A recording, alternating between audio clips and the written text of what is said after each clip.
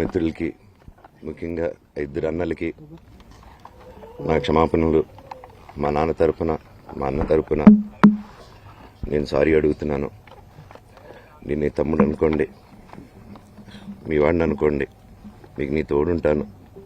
మీకు ఏదున్నా నాకు ఫోన్ చేసేదానికి నేను ఎప్పుడు ఒక్క కాల్ దూరంలోనే ఉంటాను.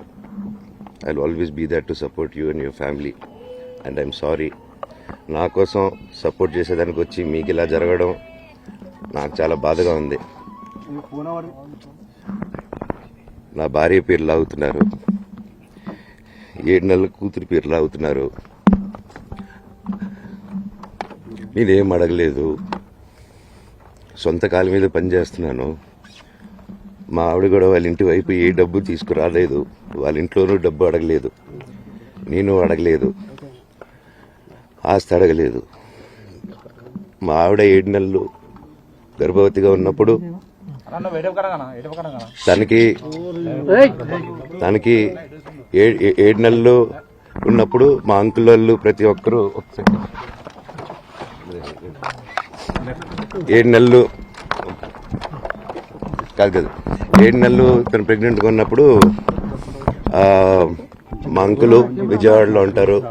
అండ్ ఇక్కడ కొంతమంది అంకులు నాన్నగారు బాగా క్లోజు. మనోజ్, నువ్వు ఎన్నో సంవత్సరాలు ఇంటి బయటగా ఉన్నావు, నీ సొంతంగా ఉన్నావు.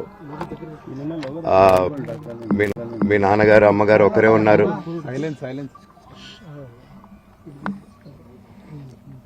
మీ నాన్నగారు అమ్మగారు ఒకరే ఉన్నారు. మీ అన్న ఏమో దుబాయ్కి షిఫ్ట్ అయిపోయాడు ఫ్యామిలీతో. మీ వైఫ్ ప్రెగ్నెంట్గా ఉంది, తనకి తల్లిదండ్రులు లేరు. తనకి ఇప్పుడు మీ అమ్మ అవసరం ఉంది, పెద్దోళ్ళు అవసరం ఉంది.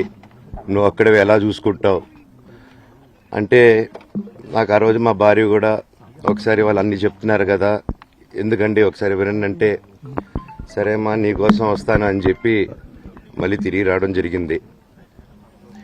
అండ్ నేను ఈరోజు నా గురించి ఆరోపణలు వేస్తున్నారంటే అది నేనేం చెప్పలేను. ఓన్లీ మీకు ఆధారాలు మాత్రమే చూపించగలుగుతాను. ఇప్పుడు వాళ్ళు చెప్పి నేను చెప్పి ఇది కరెక్ట్ కాదండి. నేను ఎప్పటి నుంచో కూర్చొని మాట్లాడదాం అంటున్నాను. పిల్లలకి లోకల్లో అక్కడ లోకల్లో ఉండేది ఎవరో కాదండి, మా బంధువులే అండి అందరూ. ఆ చుట్టుపక్కల గ్రామాలందరూ మా నానమ్మ ఊరు, మా అమ్మమ్మ ఊరు అందరూ మా వాళ్ళండి. వాళ్ళ పిల్లలు, మనవాళ్ళు, వాళ్ళ బంధువులు. సో వాళ్ళకి అన్యాయం, వాళ్ళు అర్జీలు పెట్టుకున్నారు, వాళ్ళు లెటర్లు పంపించారు, వాళ్ళన్నీ చేశారు. ఇలాంటి రోజు వస్తుందని ఊహించలేదండి. నిజంగా మీడియా మిత్రులకి, ముఖ్యంగా ఇద్దరు అన్నలకి నా క్షమాపణలు. మా నాన్న తరపున, మా అన్న తరపున నేను సారీ అడుగుతున్నాను. నేను నీ తమ్ముడు అనుకోండి, మీ వాడిని అనుకోండి, మీకు నీ తోడుంటాను.